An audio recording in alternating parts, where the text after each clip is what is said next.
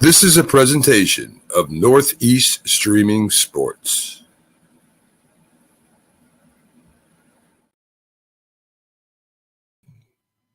And good morning, everyone. Welcome to Christmas Eve Day, December the 24th, 2022. Let's make today a great day. Now, you might usually be used to seeing me doing a lot of hand movements and things like that, but I'm not going to do that today because I have a pinched nerve in my back. And if I go to a commercial break, suddenly in the middle of me talking, that's only because I need a moment to regain my breath or something like that, as the pain comes in waves and it shoots through me. But, my dear friends, the show must go on. And I have it in me, I think, to do 30 minutes of Yankee talk here with you on this wonderful morning on the Northeast Streaming Sports Network. So, hey, let's talk Yankees baseball. Lots of good stuff. Now, before we get to Yankees baseball, the holidays are almost here. They are here. Many people celebrate Hanukkah right now. Many people use Christmas Eve, the day to celebrate Christmas, or the day after Christmas. And tomorrow, of course, is Christmas. So I do have some great books. This is my book of essays, Impossible is an Illusion. That will motivate you. They're excellent stories. My novel, Scattering the Ashes, won all sorts of awards. If you haven't read Scattering the Ashes yet, you really need to. It's a story of faith and love. It's a story of family, a young man and his father. There's a lot of baseball in there. There's a lot of running in there. It's a story of the New York City Marathon in parts, but it's really a story about a family, a young man and his father, and the lives they shared in a very unique way for the young man named Sam Holmes to pay tribute to his father after his father passes. My other book, the award-winning The Least Among Them, that wonderful book talks about the 29 Yankees whose entire career was just one day in the Bronx, one day as a Yankee. Now, all the games weren't in the Bronx, of course. Some of them were on the road, but these are the 29 players whose entire career lasted for just one single game as a Yankee. It's won all sorts of awards. It's still selling in good numbers. Great, great, great book. I encourage you all to take a look at The Least Among Them. And then, of course, now when I do this, it covers me up. But anyway, my book with Roy White, From Compton to the Bronx, that is coming out in April, but it is available now for pre-order. So if you want to give a gift for the holidays that keeps on giving, you'll have somebody very excited if you give them a certificate or a picture or tell them that I just bought you Roy White's autobiography written with Paul Semendinger.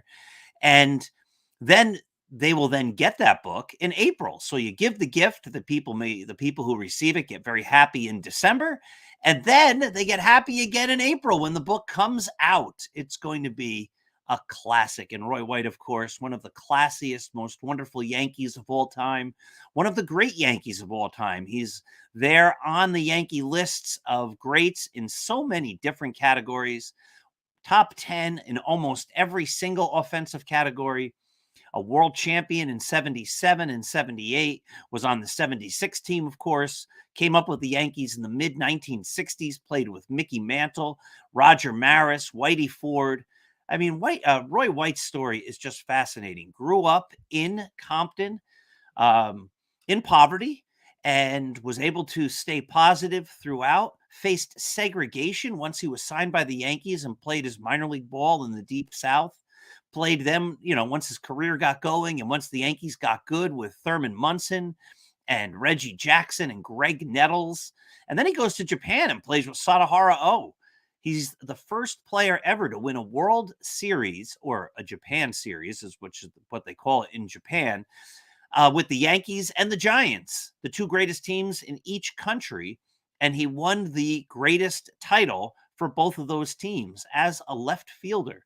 The only other player to ever do that was a player he scouted, Hideki Matsui, who won a World Series with the Tokyo Giants, the Yomiuri Giants, and the New York Yankees.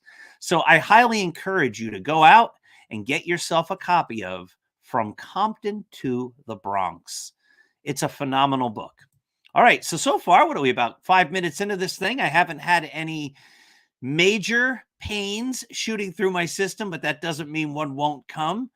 It's not fun to have a pinched nerve. I have a loose rib, and so every now and again, if you move the wrong way, it pinches a nerve, and then, oh, I don't know, I see stars for a little while. It's not really all that fun. So the Yankees, let's talk about gifts. They re-signed Aaron Judge. That was a great gift. They re-signed Anthony Rizzo. That was a great gift. They signed Carlos Rodon. That was a phenomenal gift. They brought back Tommy Kahnle. I'm not sure. I mean, I like Tommy Kahnle. I'm not sure he's going to be a difference maker for the Yankees in 2023. He really hasn't pitched great since pre-COVID 2019, which is now a long time ago. He's been hurt. He has all sorts of talent. He's been a great Yankee. I like when they bring back some of their very good players, but I think when you bring back a guy who hasn't pitched really a whole lot in the last number of years, you have to have tempered expectations.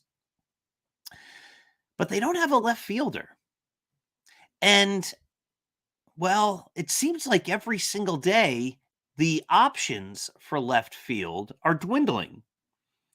A lot of people wanted the Yankees to bring back Andrew Benintendi. Well, that's not going to happen. I wasn't on the Benintendi bandwagon, but I understand the allure. He doesn't strike out a whole lot. He's an on-base type of guy, plays pretty good defense. He's got pretty good speed. He can put the bat on the ball. Good top of the order type of hitter. Yeah, I'm not against Andrew Benintendi, but he signed a 5-year deal with the White Sox. I didn't think he was the guy, the direction the Yankees should go. I think the Yankees need some pop out of left field. And Benintendi's not a player who has a whole lot of power. And then there's like Dalton Varsho. He just went to the Blue Jays. Yoshida signed almost immediately after he was available with the Red Sox for a big contract, I believe 5 years. Brandon Nimmo re-signed with the Mets. Michael Conforto, he signed with the Giants. Michael Brantley re-signed with the Astros. Like, all these options that the Yankees had have now gone away. The Yankees, even with the Rodon signing and the Judge re-signing, seem to take their time. Now, it is only December 24th. The winter is half over, basically, between the end of the season and spring training. We're basically halfway there between the last game and the first advent of spring training. But with all these options dwindling, the Yankees are running out of ways to address an area that's a huge weakness. Now, last week, I believe we talked about the fact that if you look at the Yankee lineup, the middle of the lineup isn't all that terrific.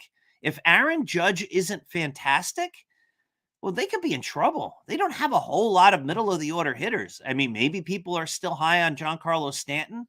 If he's healthy and he's swinging well, he's great. Problem is, he hasn't really been healthy or swinging well a lot. Gleyber Torres has been streaky. He did not have a consistent year last year. His August was abysmal. Now, that happens. I get it. But the Yankees are going to need him to be a power bat in the middle of the lineup, and Anthony Rizzo, of course, as well. Now, I think Rizzo's going to have a nice year. He's got another nice contract. He's going to be hitting probably right behind Aaron Judge. There isn't going to be a shift. But he's the only lefty in the lineup. So you look at that lineup, like, that's it. Those are your hitters. Who else do you have? DJ LeMahieu, if he's playing, well, then Josh Donaldson isn't. But yeah, neither one of those guys are power bats at this point anymore. Maybe Donaldson could be. But then you look at the rest of the lineup. We don't know who's playing left. Harrison Bader could end up being the leadoff hitter. He's our center fielder. Jose Trevino is not much of a hitter. If the Yankees go with Oswald Peraza at shortstop, what are you going to get out of him? Again, Donaldson at third. Is he going to hit? So the Yankees really need a left-handed batter or someone who can hit left-handed.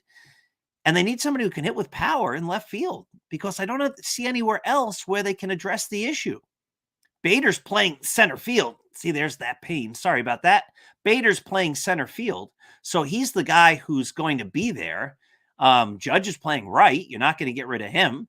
maybe they can move Donaldson, but then who plays third? DJ LeMahieu, still not a power guy.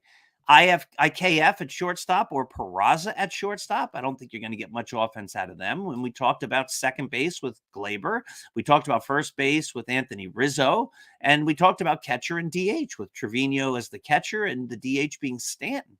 I really think the Yankees need somebody good in left field who can hit from the left side. And the options are dwindling. There's not a whole lot of options left. So who do you go with? Who do you go with? Well, there's a lot of talk that Brian Reynolds of the Pirates is still available.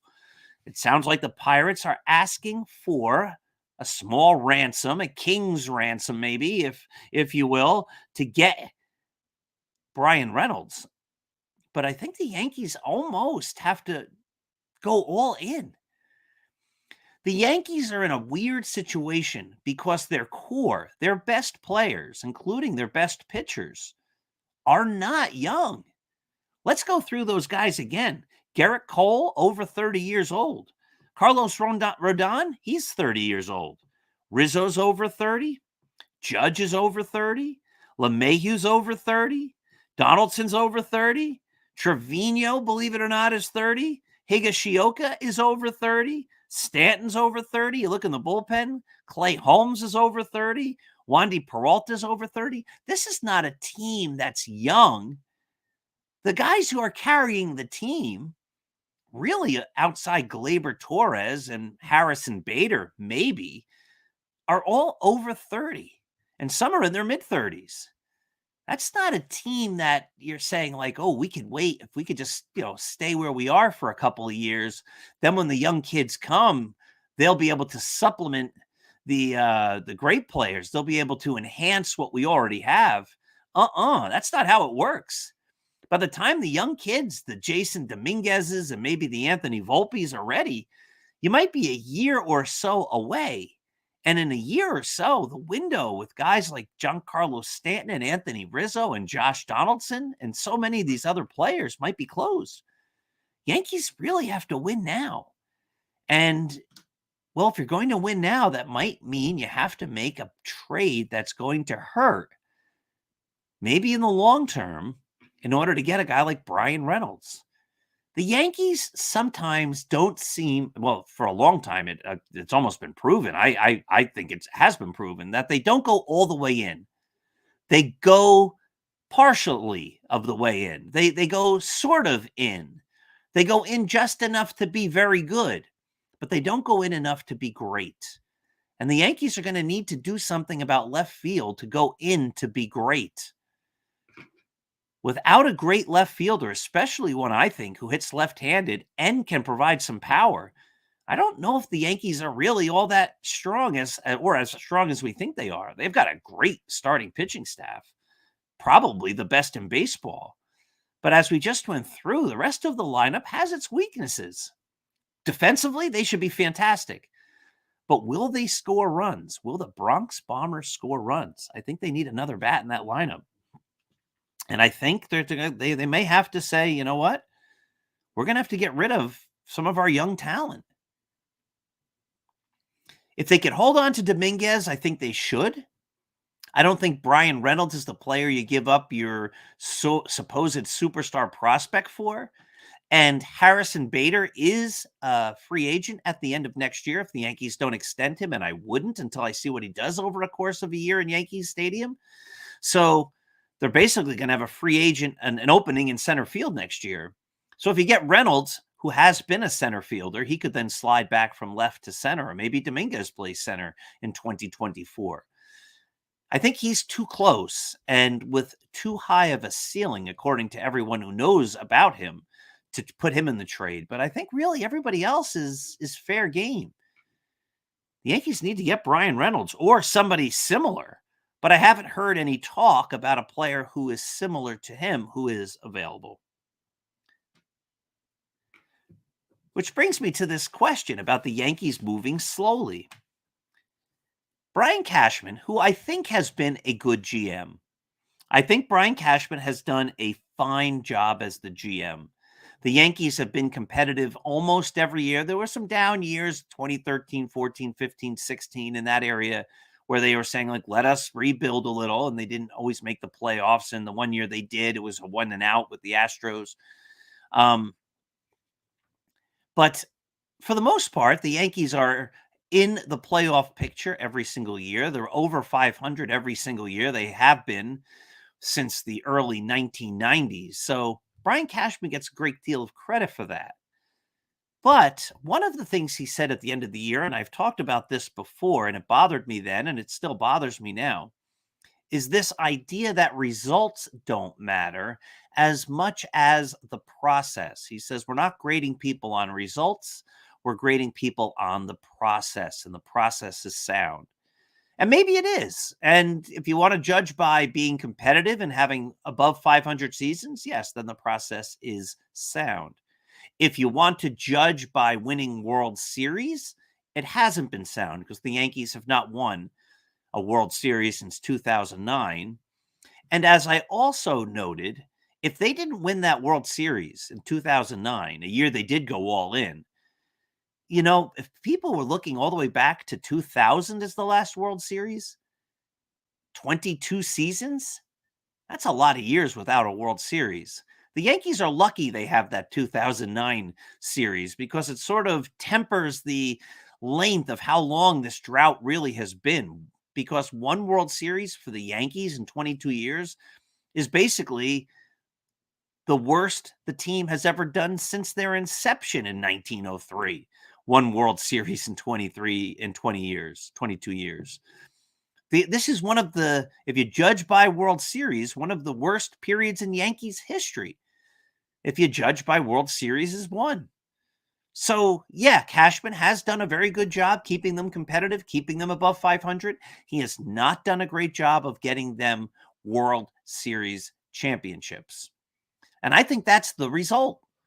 The process leads to the results. And if the process doesn't lead to the results, we're going to go to a quick commercial break, and I'll be back in 2 seconds. Supporting the needs of our veterans. That's the goal of all of us at Team AmVets. Like Mitch, Carlos, and Kevin from our Welcome Home team that brings furniture to our vets. We are Team AmVets. Or Linda from our thrift stores who brings you great bargains every day. I am Team AmVets. And John, who picks up your thrift store donations that support California veterans programs. I am Team AmVets. Visit our website or a Team AmVets thrift store to donate or shop today. Join the team! Hey, and we're back again. Sorry about that. We're getting close to the end. We got about 12 minutes to go. The question is, will another wave of pain shoot through my ribs? Let's hope not. So anyway, Brian Cashman talks a lot about the process. And I have to wonder, as all these left fielders go off the board, the Yankees may have a great process. Their process might be terrific. But if the process is slow and it results in the Yankees losing out on opportunities for various players who could help them, then the process isn't working. So again, I think a baseball team, especially one like the Yankees, that markets itself as the team that wins the most, the greatest team, the one with the most world championships, well, then you must be results-based. And those results have to be World Series championships. The Yankees need some. They need them soon. And they are primed with that pitching staff. And the lineup, the defense, the players they have, it's a very good team. But it needs a little bit more offense. There's a lot of outs in that lineup that we're going to see day after day. And if the big guys don't hit, if Gleyber Torres, Giancarlo Stanton, Anthony Rizzo, and Aaron Judge slump, my goodness, this lineup could be really, really lackluster. And that is not how championships are made. So you need that extra bat. So if the process is slow and it results in the Yankees losing out on lots of players, well, then it's not a good process. Simple as that. Hey, you know what? I did write a poem a number of years ago, and it is Christmas Eve day, so I wanted to share that poem with you. I think you all know that I still play baseball. I couldn't pitch at this exact moment, but I pitched for 2 different baseball teams. I'm in my mid-50s. Last year, believe it or not, I went 8-4. Not bad for a guy in his mid-50s. And these are adult leagues, men's baseball leagues, 35 and older, and I think I'm 20 years older than some of these players. And in the one league, you're allowed to have players as young as 18 play, as long as there's no more than 3 of them. So I'm pleased with that, with my performance. Always want to get better. Always want to become the best player I can be. I always want to pitch a no-hitter every time out, but that's not possible for me. I'm not that good. So when I win 8 games in a year, that's like the greatest thing I've ever done. But with that in mind, with this idea that I still have this dream that the Yankees are going to sign me, I wrote this. Well, I think it's a wonderful poem, and it will be on Start Spreading the News tonight, Christmas Eve. I ran it last year, and I've run it each year since I wrote it in 2020. It goes like this. 'Twas the night before Christmas when all through the town, people hoped and wished for that team of renown. The roster was being built by B. Cashman with great care, with hopes that new players would soon be there. The fans, young and old, were all snug in their beds with visions of championships dancing in their heads. And Mama in her flannels and I in my NY hat were thinking about spring and Judge's first at bat. When outside of the house there came such a clatter, I sprang from the couch to see what was the matter. I rushed to the window and tore open the curtain. This Christmas dream was coming true. Of this I was certain. The lights on the houses brightened all the streets to make it still seem like noon. Oh, it was neat. When to my wondering eyes did appear but a collection of ball players all coming so near. Walking fast with a steady leader at their center, I knew for a moment it must be Steinbrenner. More rapid than Blue Jays, his players they came, and he whistled and shouted and called them by name. Now Torres, now Gio, Giancarlo, Chad Green. It was the Yankees, all of them, I mean. Come Hicks, on Garrett, hurry over, old Zach. And it was then that I saw Hal with his sack. To the top of the standings, to the top of them all, we're going to be the best in all of baseball. And then in an instant, I knew the great news. The Yankees were all in. They shared my hopeful views. As I drew in my head and was turning around, in the front door came Hal without even a sound. He was dressed all in pinstripes from his head to his toe. With speed, he rushed over, his face all aglow. The collection of players had followed him in. They all seemed determined, but Cashman wore a grin. His eyes, how they twinkled, his smile was knowing. It felt like ball season, even though it was snowing. He was focused and ready, a darn good old GM. He looked and he said, and you must be Dr. Sem. A wink of his eye and a twist of his head soon gave me to know I had nothing to dread. He reached in his case and said, I need a pitcher. And he handed me a contract saying, this will make you richer. Into my arms, those papers, that contract I took, as my hands and my whole body quivered and shook. We need your skills, your right arm, you'll do fine. Now take this Mont Blanc and sign on the line. And giving a nod, all the players, they cheered. They wanted me on the team. They seemed so sincere. I signed the big contract and was now a New York Yank. It was to Cash and Hal and God that I thanked. And then in an instant, they dashed out into the cold. It was on to the Bronx, that's what I was told. And I heard them exclaim as they marched out of sight, Merry Christmas to all. Have a great night. We'll see you in February in spring training, they said. Now get your rest. We have a big season ahead. So, yeah, that's my dream. If I could have one Christmas wish, it would be that somehow the Yankees would bring me to the big squad. And I think that's the wonderful thing about baseball and sports and all of it. Oh, we can be disappointed. We could say the Yankees need to win more games. We can say they need a left fielder. We can want them to have 3 more starting pitchers, 4 more home run hitters, and 75 more world championships. We can criticize the manager and the owner and the general manager. We can criticize the player who grounds into a double play with the winning run on third. But that's the fun of baseball. That's the fun of sport, is the excitement and the hope and sometimes the disappointment. Now, granted, I want less disappointment going forward. I want some world championships. But, when it comes down to it in the end, we love the game. I love the game. And I love the Yankees.